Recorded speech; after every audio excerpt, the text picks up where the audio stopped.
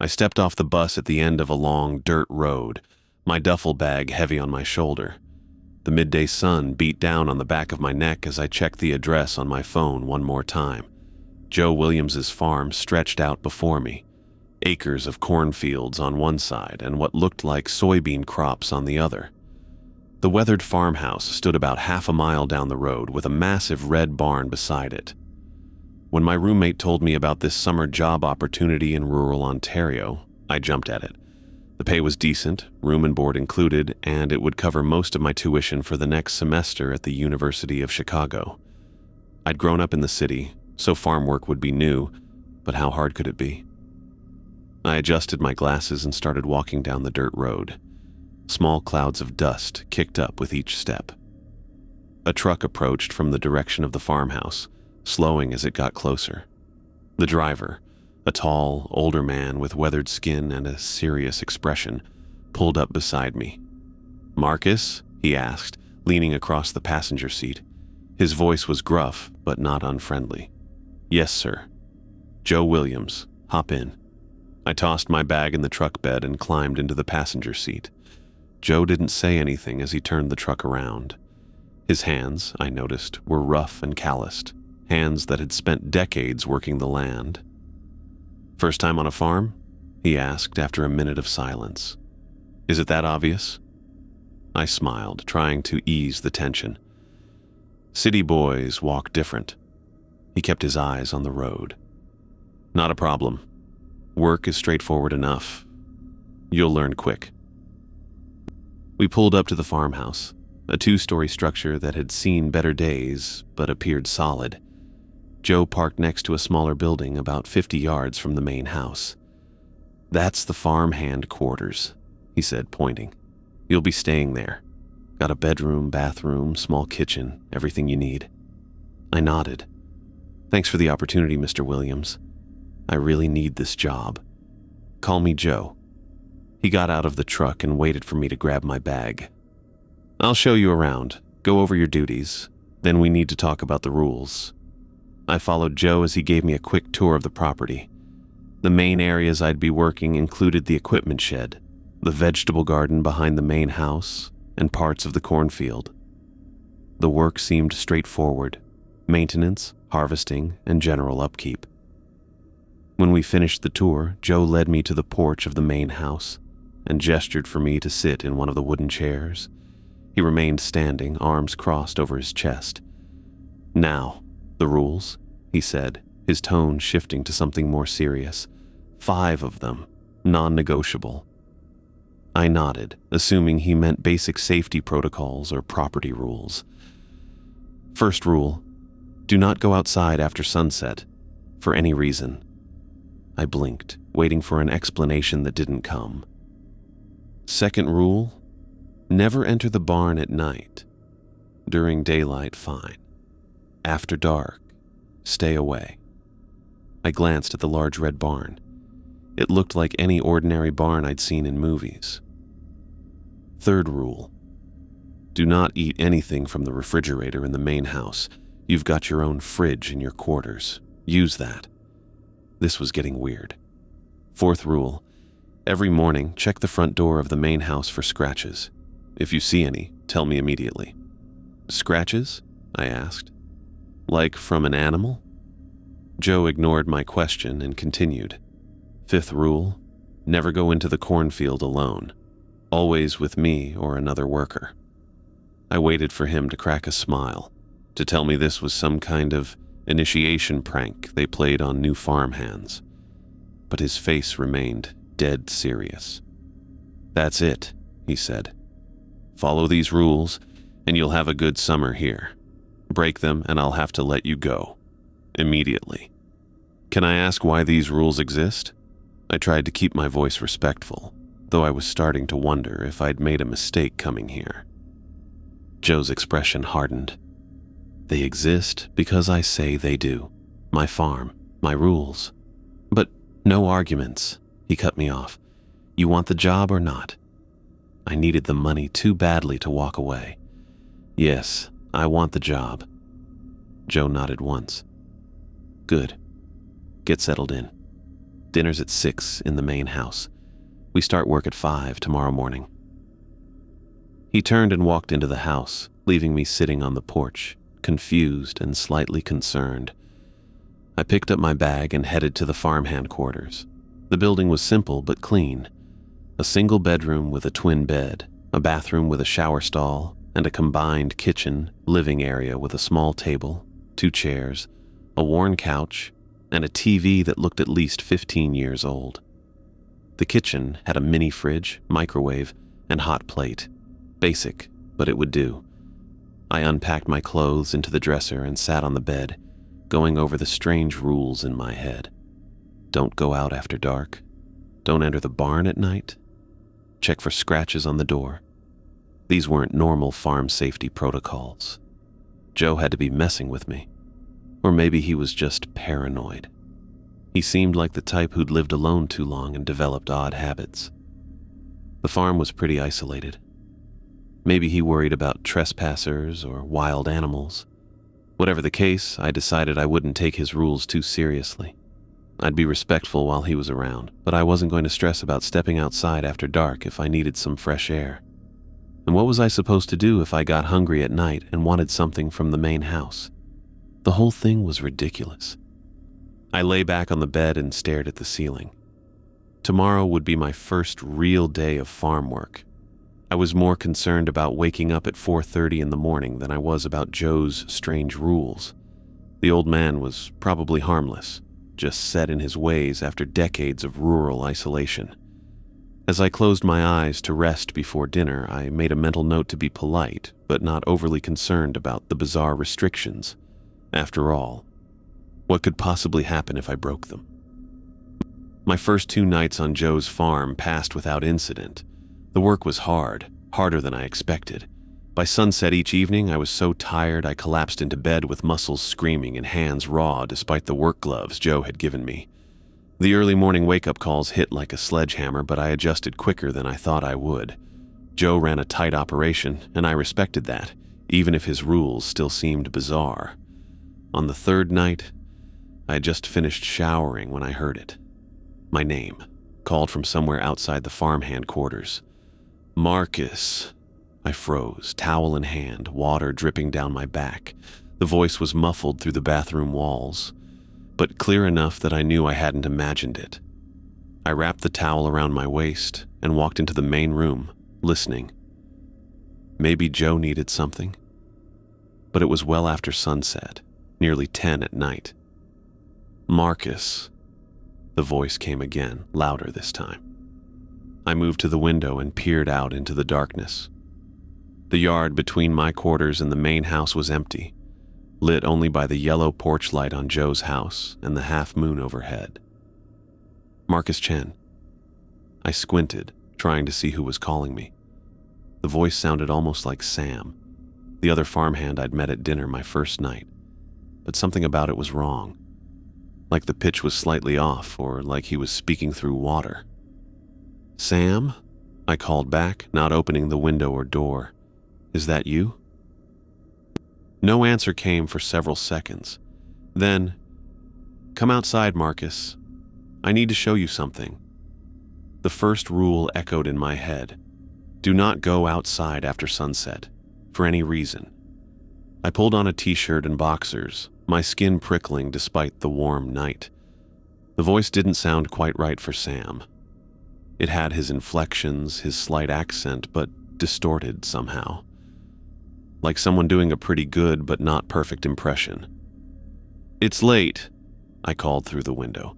"Whatever it is can wait until morning." "Please, I found something in the cornfield. You need to see this now." My curiosity gnawed at me.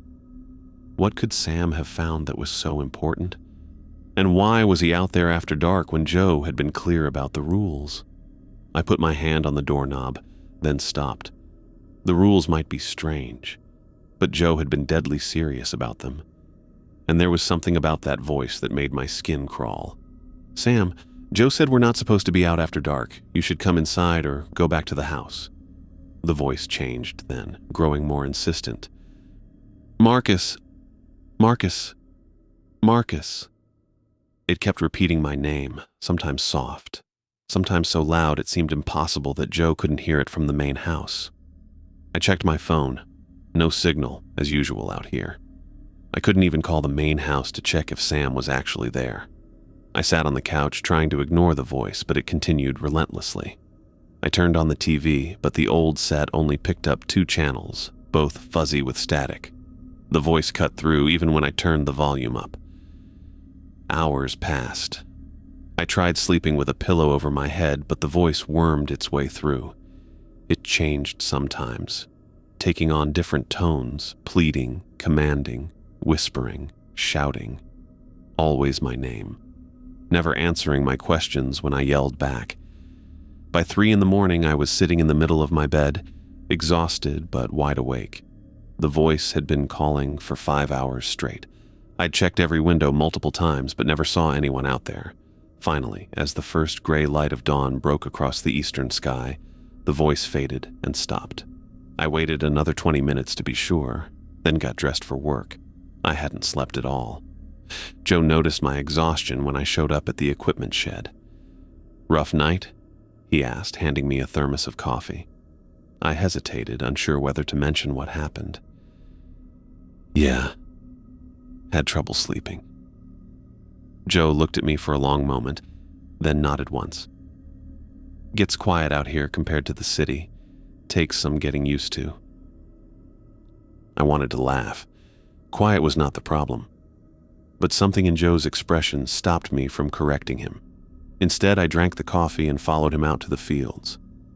The next few days passed in a blur of work and fitful sleep. I didn't hear the voice again and started to wonder if maybe I'd imagined it all. Some weird half-dream from my first days of exhausting farm work.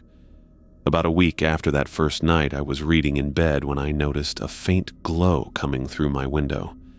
At first, I thought it might be headlights from a car on the distant road, but the light remained steady, not passing by.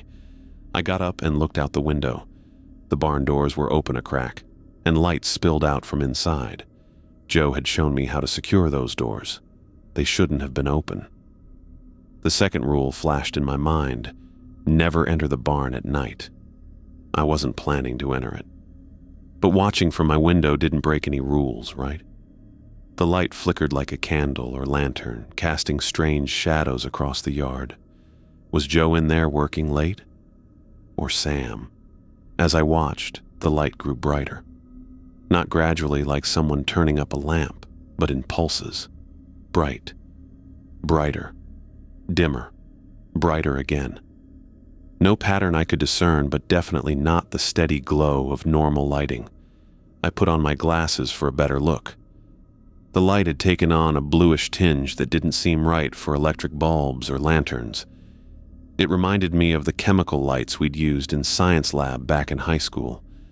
My mind raced with possibilities. Maybe Joe stored some kind of equipment that gave off light, or chemicals for the crops. Maybe someone had broken in. Or maybe this was why we weren't supposed to go to the barn at night. Some kind of maintenance or fumigation process that could be dangerous. The light pulsed again, brighter than before, illuminating the whole yard between my quarters and the barn. I should tell Joe, I thought, but that would mean going outside after dark to reach the main house. I stood at the window, mesmerized by the light. For what must have been 20 minutes, the rational part of my brain said to stay inside. But another part, the curious part that had always gotten me into trouble as a kid, wondered what was creating that light. Before I realized what I was doing, I'd put on my jeans and shoes. My hand was on the doorknob. I'll just take a quick look, I told myself. I won't go in the barn. I'll stay a safe distance away. I stepped outside. The night air felt cool on my face after the stuffiness of my room. The light from the barn cast long shadows across the yard, including my own. I took a few cautious steps forward, my eyes fixed on the barn doors. That's when the light changed. It flared blindingly bright for a second, then settled into a steady glow. The barn doors swung open wider. I should go back inside. I should definitely go back inside right now. But I didn't move. I stood frozen, staring directly at the light coming from the barn, unable to look away. A figure appeared in the doorway. At first, I thought it was Joe or Sam, but as it stepped into the yard, I realized it was neither. Its body was humanoid, 2 arms, 2 legs, standing upright, but its head was that of a cow. Not a costume or mask, but an actual cow's head, with hollow eyes that reflected the blue light. Its neck bent at an impossible angle to support the massive head on a human-sized body. The arms were too long, hanging down past what should have been its knees. The legs bent sideways at the joints, like they'd been broken and reset wrong. It moved with jerky, uncoordinated steps, but it was coming straight toward me. I tried to scream, but no sound came out. I tried to run, but my feet felt rooted to the ground. All I could do was stare as the thing shambled closer across the yard, its cow head swaying with each step. 20 feet, 15 feet. The creature was close enough now that I could hear its breathing, wet, labored sounds that no human or cow should make. When it reached the halfway point of the yard, maybe 20 feet from where I stood, something in me finally snapped. I turned and ran back to my quarters, slammed the door, and locked it. I backed away until I hit the far wall, then slid down to the floor. Through the window, I could still see the blue light from the barn. I didn't look directly at it again. I didn't want to know if the creature was still out there, still coming toward my door. I sat there on the floor all night, knees pulled up to my chest, too terrified to move, too terrified even to close my eyes. The first rays of dawn broke through my window, finding me still huddled against the wall, eyes burning from a night without sleep.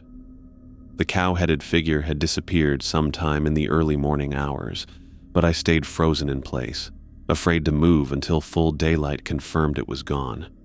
My muscles protested as I finally stood, legs numb from sitting in the same position all night. I couldn't decide if what I'd seen was real or a hallucination born from exhaustion and the strange voice that had called my name nights before. Either way, I needed to talk to Joe. I stumbled to my tiny bathroom, splashed water on my face, and avoided my reflection. I knew what I'd see. Red eyes, pale skin, the look of someone unraveling. Work would start soon, and I wasn't ready to face Joe yet. I needed coffee first, something to steady my nerves.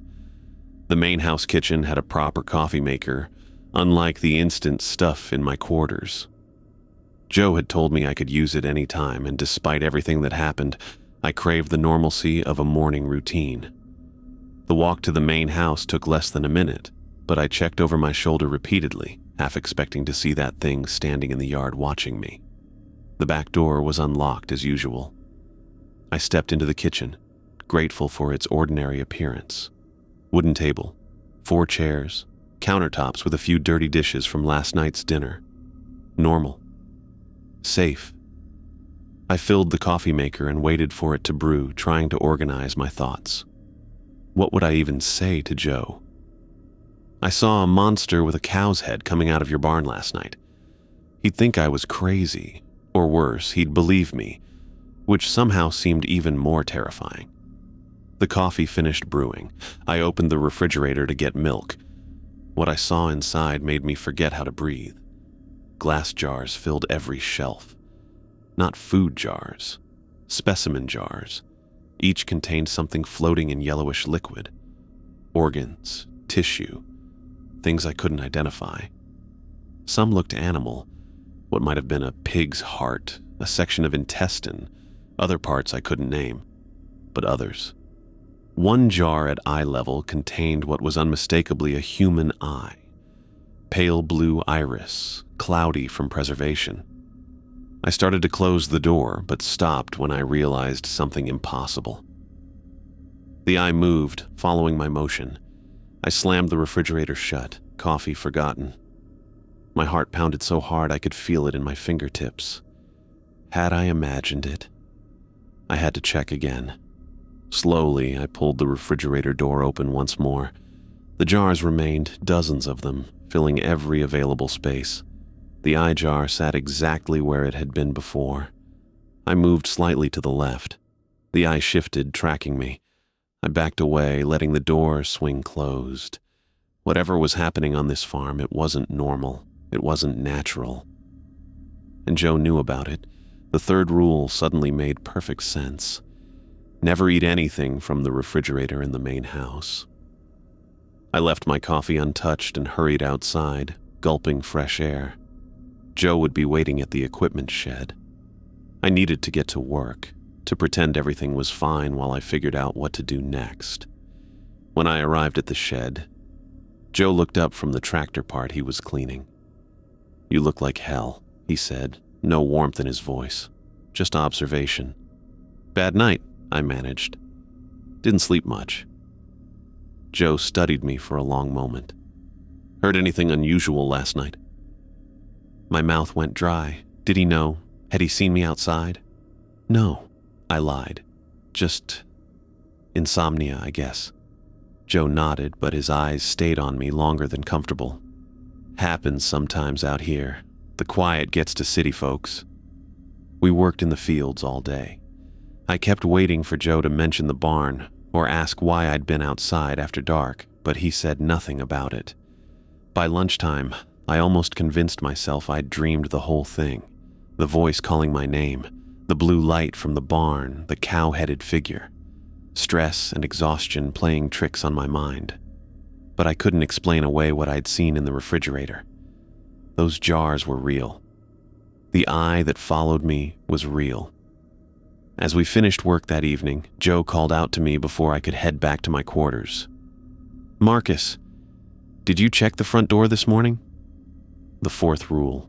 I'd completely forgotten. "No, sir, Joe. Sorry, I forgot." His face hardened.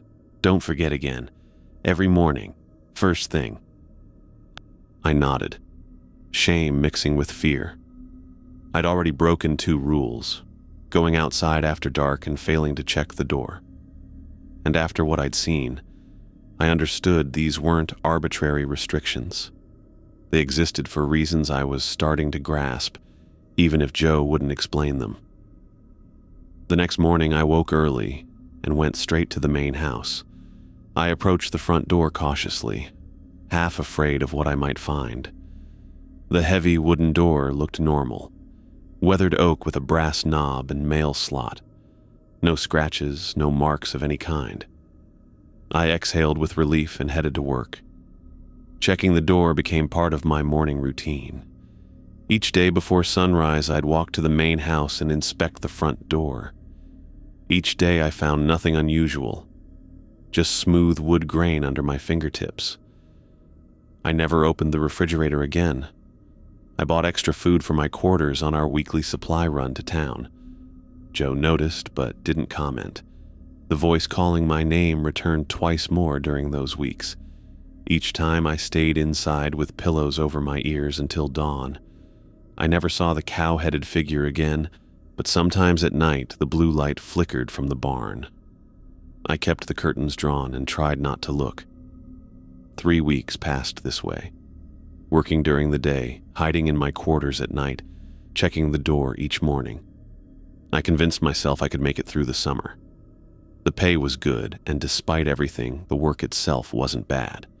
Joe kept his distance but seemed satisfied with my performance. Then came Tuesday morning. I approached the front door as usual, barely awake, moving on autopilot. At first, my brain didn't process what I was seeing. The door looked wrong, textured, almost fuzzy from a distance. As I got closer, I realized what I was seeing. Deep claw marks covered the entire surface from top to bottom. Not random scratches, deliberate, methodical gouges that ran vertically down the door. They looked fresh, the wood splintered and pale where it had been torn. Whatever had made those marks had powerful claws. Each gouge was at least half an inch deep, and the pattern suggested intelligence, not an animal randomly scratching. This was systematic, purposeful. I backed away, nearly tripping on the porch steps. Joe needed to see this. He'd know what to do. I found him in the soybean field, checking irrigation lines. He looked up as I approached, his face questioning. "The door," I said, trying to keep my voice steady. "There are scratches all over it." Joe dropped the tool he was holding. "Show me." We walked back to the house in silence, Joe moving faster than I'd ever seen him move. When he saw the front door, his face went white. "Go to the shed," he said, voice tight with controlled fear. "Get me the toolbox and the sheet of plywood leaning against the back wall." I ran to follow his instructions. When I returned, Joe was running his hand over the scratches, his expression grim. "What made these?" I asked, setting down the items he'd requested. He didn't answer. Instead, he opened the toolbox and began removing the damaged door from its hinges. "Get the stepladder from the barn," he said, "and the roll of heavy plastic." I hesitated at the mention of the barn, remembering the blue light, the figure. But it was daytime. The second rule only forbade entering at night. I retrieved the items and spent the rest of the day helping Joe install the plywood as a temporary door. Then we covered all the windows with plastic sheeting, securing the edges with staples and duct tape. Joe moved with urgency but precision, checking each window twice to make sure the plastic was tight against the frame. "What are we protecting against?" I finally asked as we finished the last window. Joe paused, hammer in hand. For a moment, I thought he might actually explain. "Weather," he said finally. "Storm coming." I looked up at the clear blue sky, not a cloud in sight. "Forecast says it'll hit tonight," he added, avoiding my eyes. It was a lie, and we both knew it, but I nodded anyway, too afraid of the truth to push further. That night, I lay awake in my bed, listening to the sounds outside. No storm came, but something moved in the yard between my quarters and the main house. Something large that made the ground vibrate slightly with each step. I didn't look out the window.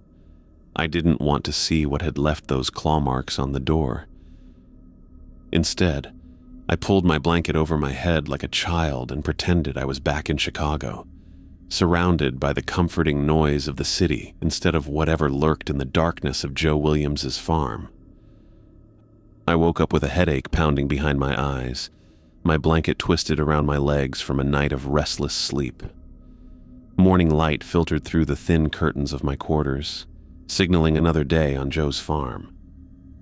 Getting dressed for work felt like moving through water. My muscles ached from tension, and dark circles had formed under my eyes from weeks of poor sleep. I trudged to the main house first thing to check the front door as required. The plywood replacement Joe had installed remained intact. No new scratches, small mercies. Joe didn't mention the previous night when I met him at the equipment shed, and I didn't ask.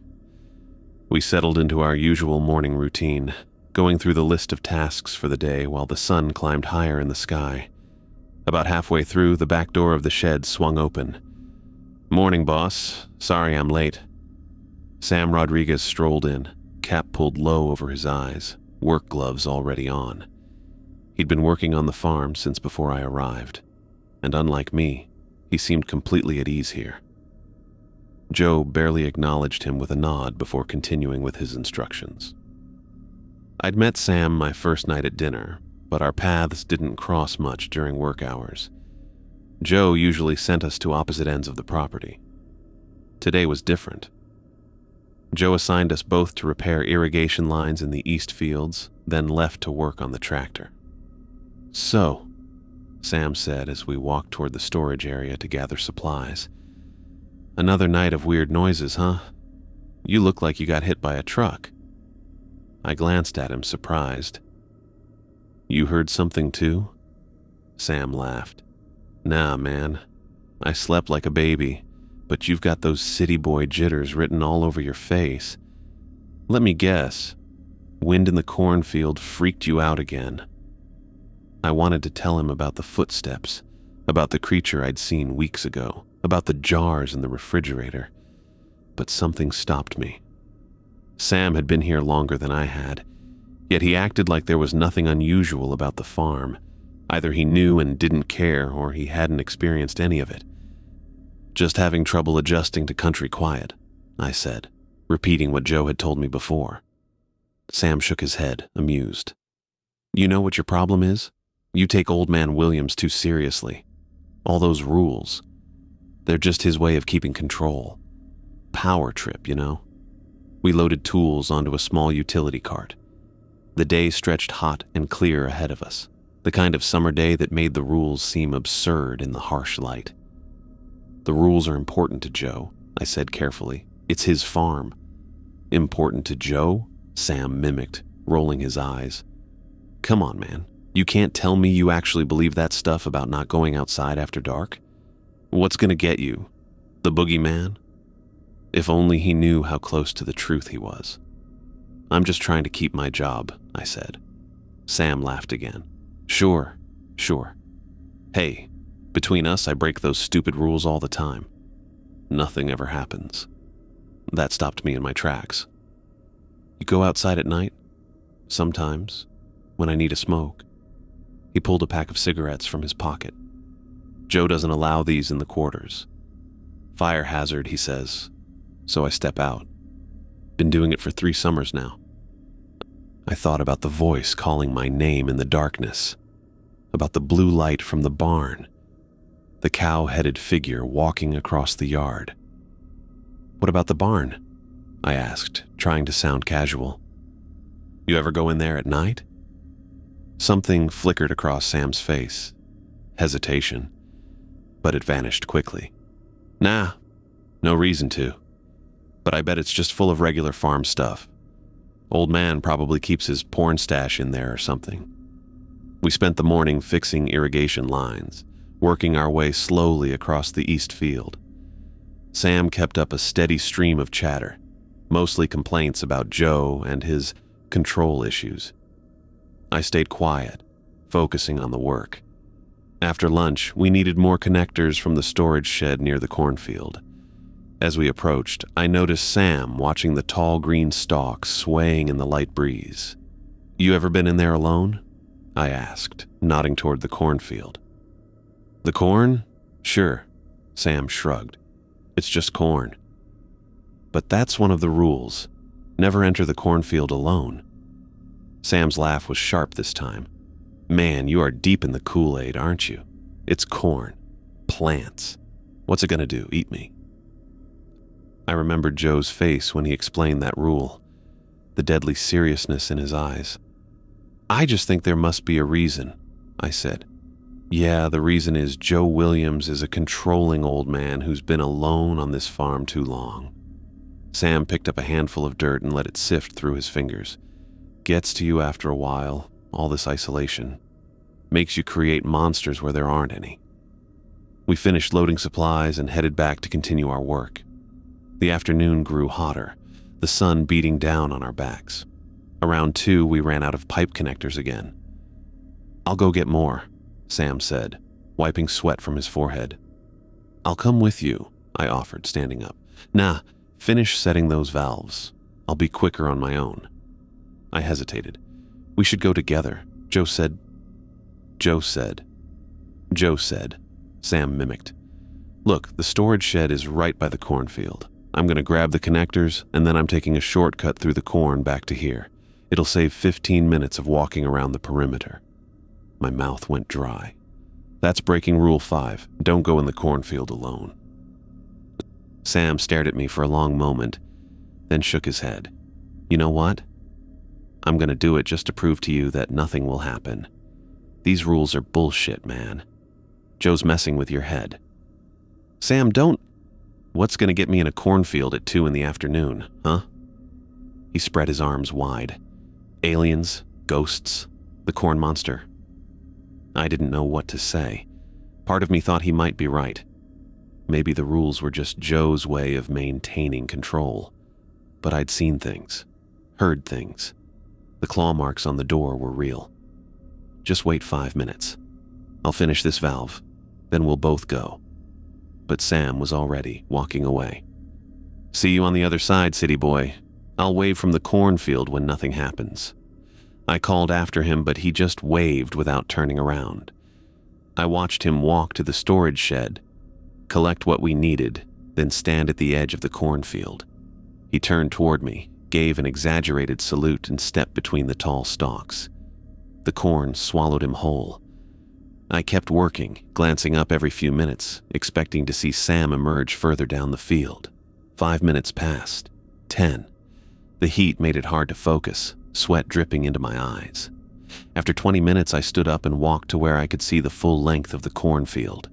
No sign of movement, no Sam coming out anywhere along the edge. He should have reached our work site by now. "Sam," I called out, my voice sounding thin in the heavy summer air. No response. I walked along the perimeter of the cornfield, calling his name periodically. Nothing. The corn stood tall and still, no breeze now to move the thick green stalks. I checked my watch. He'd been gone almost 40 minutes. I debated going in after him. But Rule 5 echoed in my head. Never enter the cornfield alone. If I went in looking for Sam, I'd be breaking the same rule he had. And after what I'd seen on this farm already, I wasn't eager to find out the consequences. Instead, I returned to our work site and waited, convinced he'd appear any minute with a stupid grin, laughing at how worried I'd gotten. But as the afternoon wore on, that hope faded. By 5 o'clock, I knew something was wrong. I found Joe near the barn, working on the tractor engine. "Joe," I said, my voice steadier than I felt. "Sam went into the cornfield alone about 3 hours ago. He hasn't come out." Joe froze, his hands still inside the engine compartment. Slowly, he straightened up and turned to face me. The look in his eyes made my stomach drop. When exactly did he go in? And where? I explained about the shortcut Sam had planned to take, how he'd mocked the rules, how long he'd been missing. Joe wiped his hands on a rag with deliberate slowness, but I could see tension in every line of his body. "We need to search," he said finally. "But not alone. Never alone in the corn." Joe called the local sheriff, then a few neighbors I hadn't met before. Within an hour, 8 men had gathered at the farm. Joe organized them into pairs, assigning each duo a section of the cornfield to search. He paired himself with me. "Stay close," he said as we entered the corn together. "Never lose sight of each other. If you see anything at all, that doesn't look right, you tell me immediately." The cornfield felt different from inside. The stalks stood 8 feet tall, blocking out much of the light. Rows that had looked orderly from outside became a maze once you were surrounded. Sound behaved strangely too. Voices from the other search pairs seemed to come from changing directions, sometimes near, sometimes far away. We called Sam's name over and over.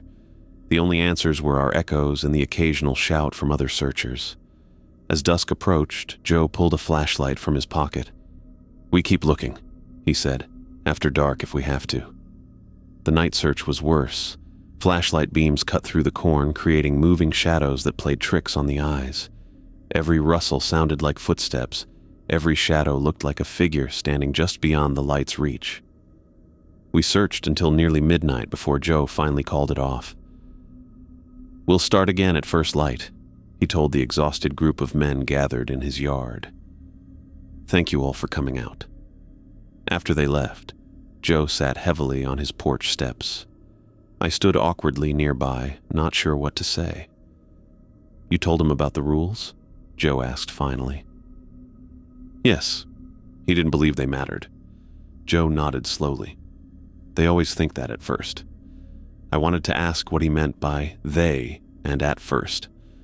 I wanted to ask about the cow-headed figure, about the jars in the refrigerator, about the claw marks on the door. But the haunted look on Joe's face stopped me. The search resumed at dawn. More people joined, including state police with dogs. They combed through the cornfield row by row, foot by foot. The dogs barked and whined but found no scent trail. By the end of the day, they'd covered the entire field and found nothing. No footprints, no broken stalks, no sign that Sam had ever entered the corn at all. The official search continued for 2 more days.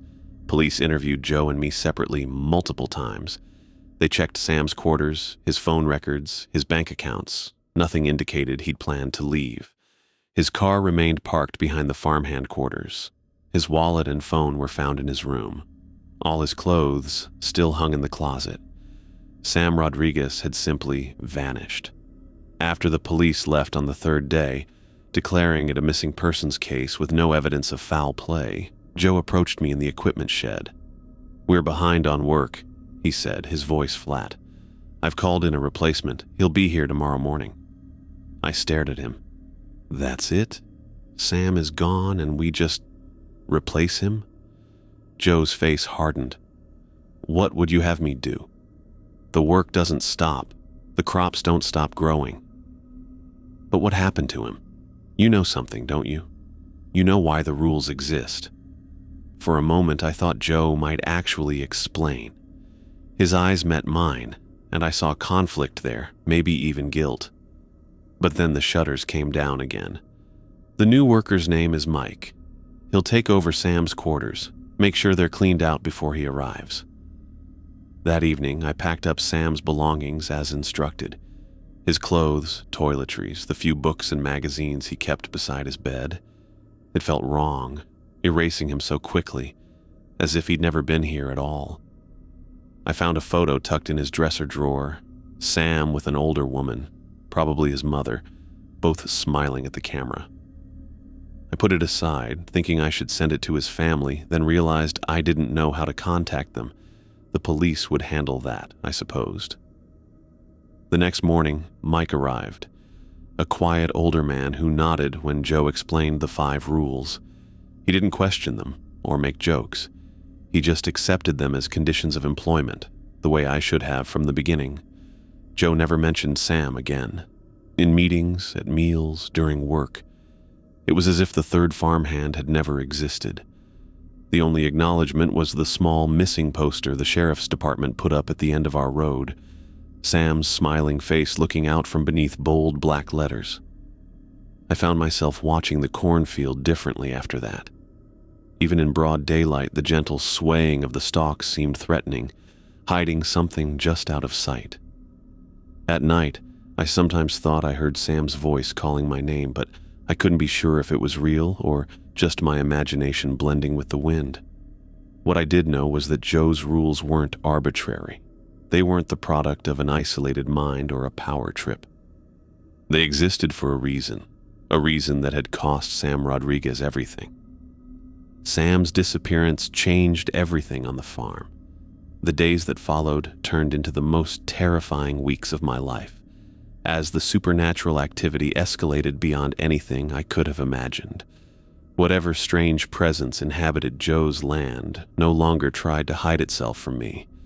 The voice returned the very night after the search parties left. It started as a whisper outside my window around 10 o'clock. Just my name at first, soft and almost questioning.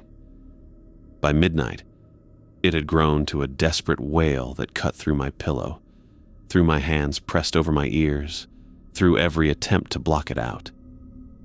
"Marcus Chen," it called, sometimes in Sam's voice, sometimes in voices I didn't recognize. "Come outside, Marcus Chen." I stayed huddled on my bed, lights on, back pressed against the wall. The voice continued until dawn, as it did every night after that. I managed maybe 2 hours of sleep on good nights, often none at all. My hands shook constantly. Dark circles formed under my eyes. I dropped things, forgot instructions, and jumped at the slightest sound. Joe noticed but said nothing. He just watched me with an unreadable expression, occasionally assigning me lighter tasks when my exhaustion became too obvious. Mike, the new farmhand who replaced Sam, kept to himself. He followed Joe's rules without question, and never mentioned the strange noises at night. I wondered if he heard them too, or if I was the only one being tormented. 3 days after Sam vanished, I saw the cow-headed creature again. I was washing dishes in my quarters when movement outside caught my eye. There it stood in the yard between my building and the main house, that impossible figure with its bovine head perched on a human-like body, arms hanging too long at its sides. It didn't move toward me this time. It just stood there, staring at my window with those hollow eye sockets. I dropped to the floor, heart racing, and crawled away from the window. When I finally gathered the courage to peek out again an hour later, it was gone. But it came back the next night, and the next. Sometimes it stood motionless for hours. Other times it walked around the yard with those jerky, uncoordinated movements. Once I saw it testing the door to my quarters, its elongated fingers wrapping around the handle, pushing and pulling with methodical patience. I pushed my dresser in front of the door after that night. 2 weeks after Sam disappeared, Joe called me to the main house early in the morning. "Front door," he said when I arrived, his face grim. Fresh claw marks covered the plywood he had installed to replace the original door. These were deeper than before, more frenzied. Whatever had made them had struck with enough force to splinter the wood in places, nearly punching through. Joe didn't speak as we replaced the damaged plywood with a new sheet. His hands moved with practiced efficiency, suggesting he'd done this many times before. I wanted to ask questions about Sam, about the creature, about the voices, but the set of his jaw warned me against it. 4 days later, it happened again. More claw marks, deeper this time, with strange symbols carved between them. Joe replaced the plywood without comment. The refrigerator became another source of horror. I never opened it again after seeing that moving eye, but I knew things were changing inside. The door didn't close properly anymore. It bulged slightly, as if too full. Dark liquid began to seep from the bottom, forming a small puddle on the kitchen floor that Joe wiped up each morning without explanation. Once, I came into the kitchen while Joe was cleaning that puddle.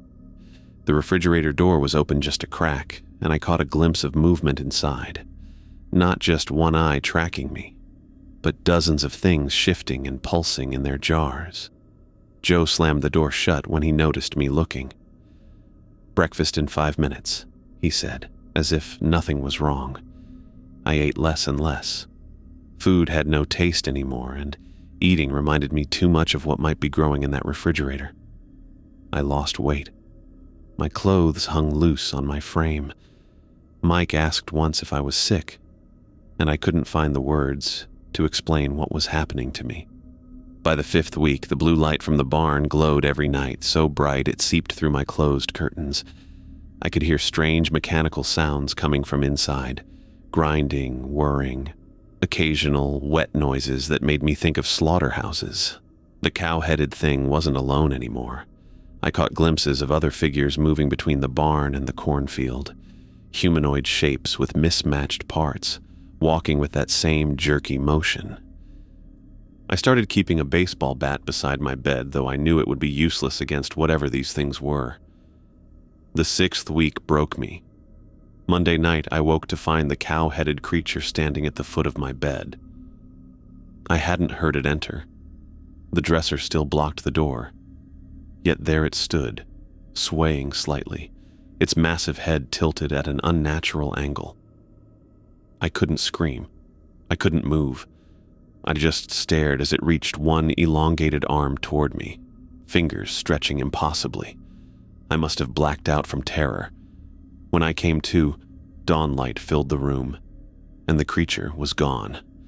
The only evidence of its visit was a deep gouge in the wooden footboard of my bed, a mark identical to those on the front door.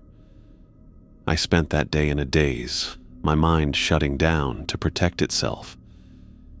Joe kept looking at me with what might have been concern, but I couldn't bring myself to care anymore. This farm was killing me. If I stayed much longer, I'd end up like Sam, gone without a trace. Tuesday evening, I made my decision. I found Joe in the equipment shed working on the tractor engine again. "I'm leaving," I said, my voice sounding strange to my own ears. "Tomorrow morning." Joe straightened up slowly, wiping grease from his hands. "Your contract runs through August. I don't care about the contract. I'm leaving." He studied my face for a long moment. "You look terrible." I laughed, a harsh sound with no humor in it. I haven't slept in weeks. There's a monster with a cow's head in my room at night. Voices call my name until dawn. And Sam is gone because he broke one of your rules that you won't explain. Joe's expression didn't change. You're not well, Marcus. You need rest. What I need is to get off this farm. If it's about the money, it's not about the money. I can pay you more, he continued as if I hadn't spoken. Half again what we agreed. And a bonus when the season ends. I shook my head. Keep your money. I want answers. Joe turned back to the tractor, shoulders tense. Everything has an explanation. Then give me one. What's in the barn at night? What makes those claw marks? What happened to Sam? What's in those jars in your refrigerator? He flinched at the mention of the refrigerator, but didn't turn around. This is farm country, he said finally. Things work differently here. City people don't understand. That's not an explanation. That's an excuse. Joe sighed, setting down his wrench. The rules keep you safe. If you follow them, I've followed them. I've checked that door every morning. I've stayed inside after dark.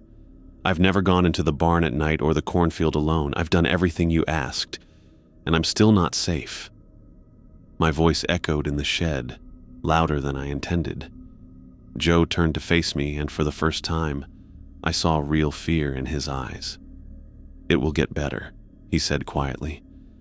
They're just testing you, like they did with the others before. Once they know you respect the boundaries, who are they, Joe? He shook his head. I can't explain it in a way you'd understand.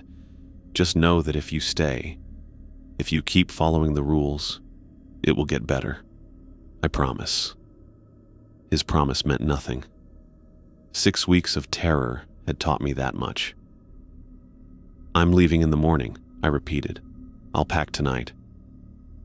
Joe stepped toward me, one hand outstretched. Marcus, please, you can't go now. Not when things are active. Give it another week. Just one more week. The desperation in his voice almost made me reconsider. Almost. I'm sorry, I said, backing toward the door. I can't stay another night. I returned to my quarters and began throwing clothes into my duffel bag. My hands shook with exhaustion and fear, but the decision to leave gave me a burst of energy I hadn't felt in weeks. I was getting out. I would drive straight to Chicago without stopping. I would put this farm and its horrors behind me. As darkness fell, the voice started again, earlier than usual and louder. It called my name from every direction, no longer trying to lure me outside, but seeming angry now, threatening. The windows rattled with its force. I covered my ears and continued packing. Just one more night. I could survive one more night. The cow-headed creature appeared outside my window around 9, pressing its face against the glass. I closed the curtains and kept packing. More voices joined the first, a chorus of them calling my name in different tones, pleading, commanding, mocking. I turned on my small radio to drown them out, but they cut through any noise I made. Sleep was impossible that night.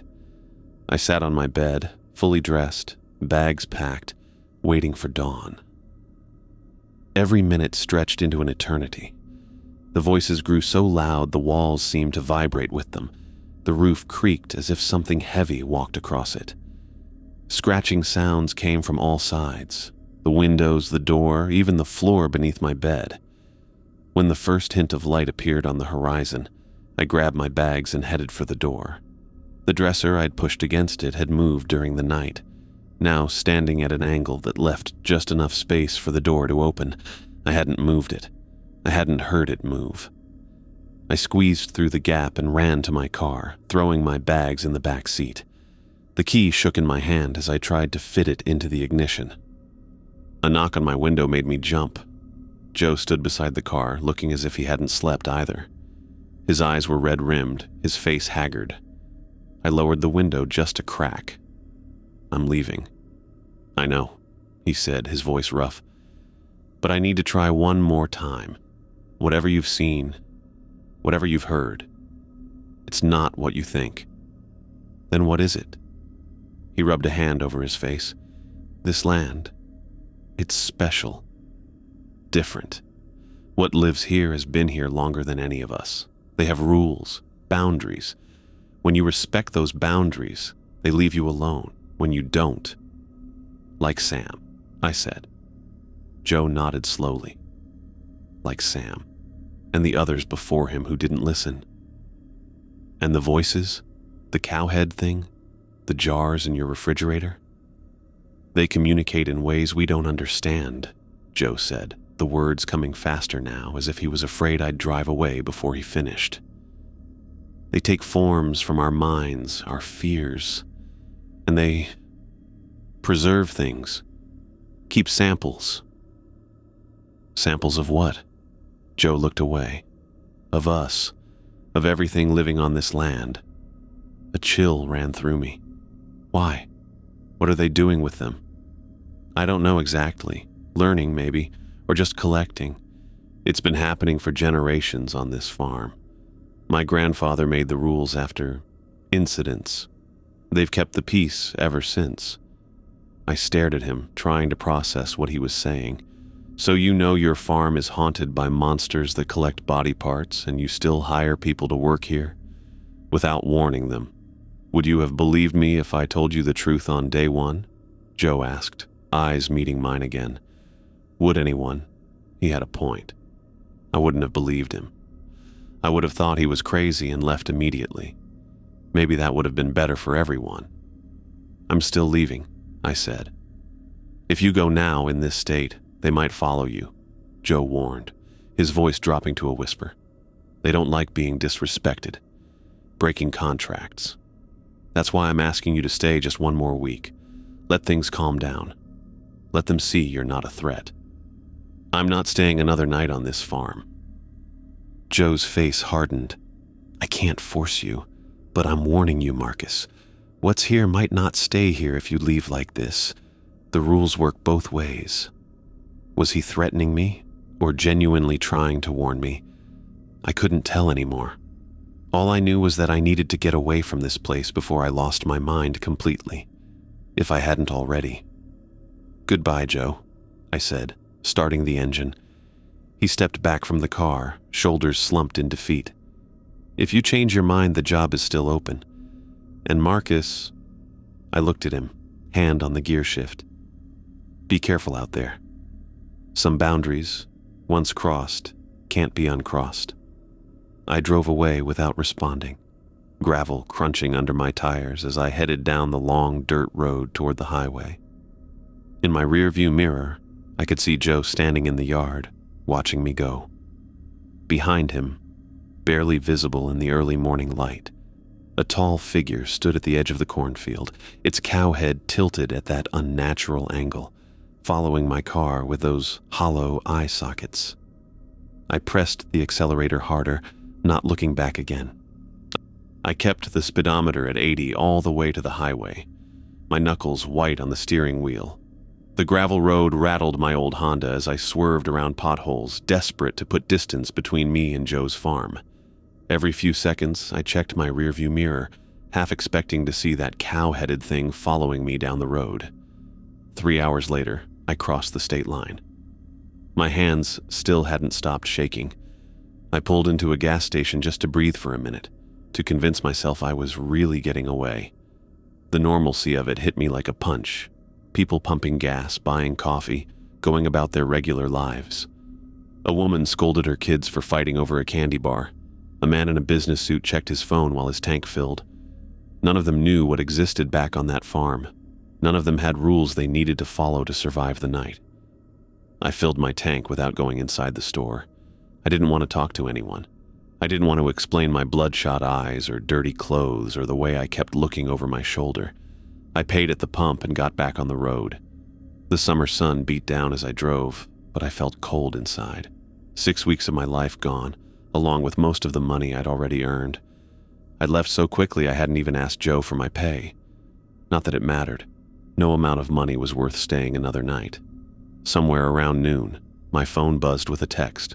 I nearly drove off the road grabbing for it, then pulled onto the shoulder to read the message safely. Unknown number. Did you make it off the property? My stomach dropped. I hadn't given Joe my phone number. Me. Who is this? 3 dots appeared, disappeared, appeared again. Unknown number. Joe. Borrowed Mike's phone. Did you cross the county line? I stared at the screen. How had he gotten my number? Why did it matter if I crossed the county line? Me. Yes. Hours ago. Don't contact me again. I blocked the number and tossed my phone onto the passenger seat. My hands started shaking again. I pulled back onto the highway, pushing my car faster than before. I drove straight through to Chicago, stopping only for gas and bathroom breaks. I didn't eat. I didn't call anyone. I just drove, watching the rural landscape gradually give way to suburbs and then the familiar city skyline. When I finally parked outside my apartment building near campus, the sun had already set. For a split second, panic gripped me. It was after dark. I wasn't supposed to be outside after dark. Then reality crashed back in. I wasn't on the farm anymore. That rule didn't apply here. Did it? I ran from my car to the building entrance anyway, fumbling with my keys at the door.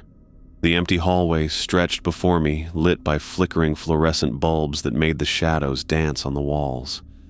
I took the stairs 2 at a time, not trusting the ancient elevator. My roommate wasn't home when I unlocked our apartment door. A note on the refrigerator said he was staying at his girlfriend's place for the week. I was alone. The silence pressed in around me. I checked every room, turned on all the lights, and then sat on the couch waiting for something.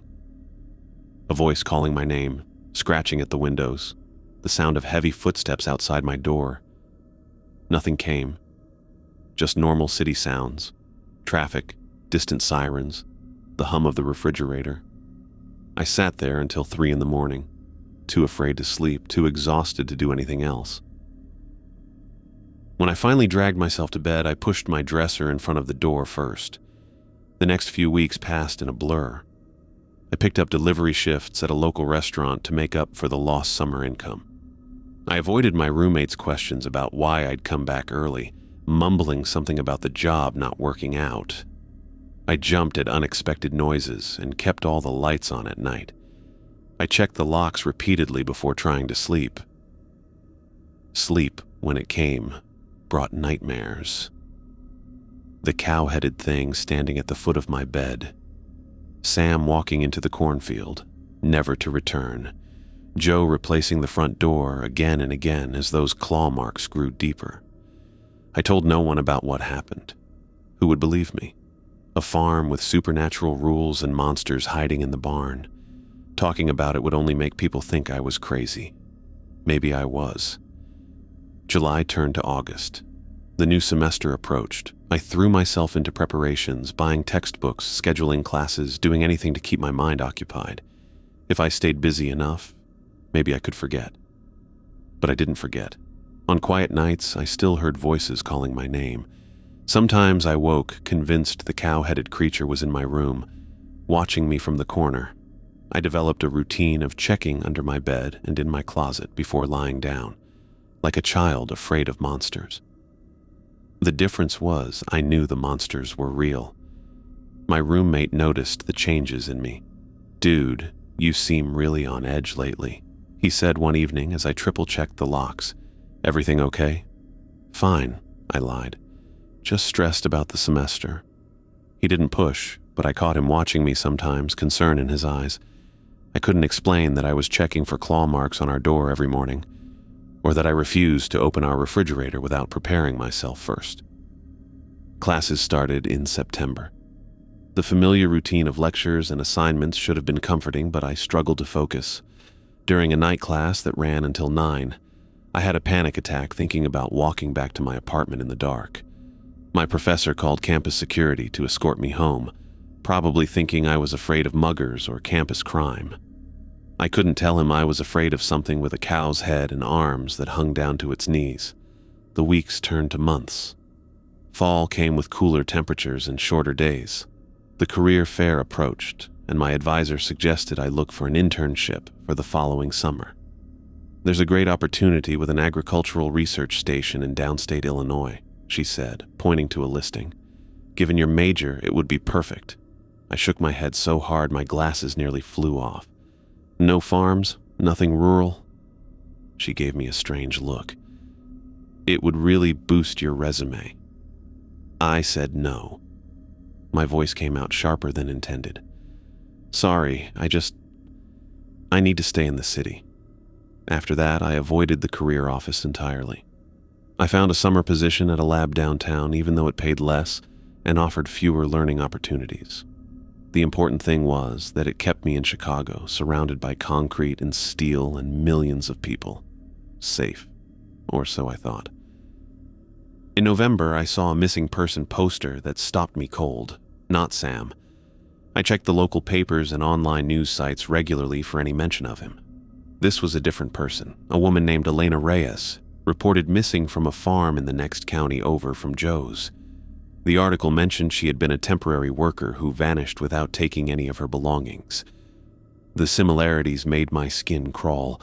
I printed the article and added it to a folder I'd started keeping: news reports of strange disappearances in rural areas, unexplained phenomena on farms, local legends about cursed land.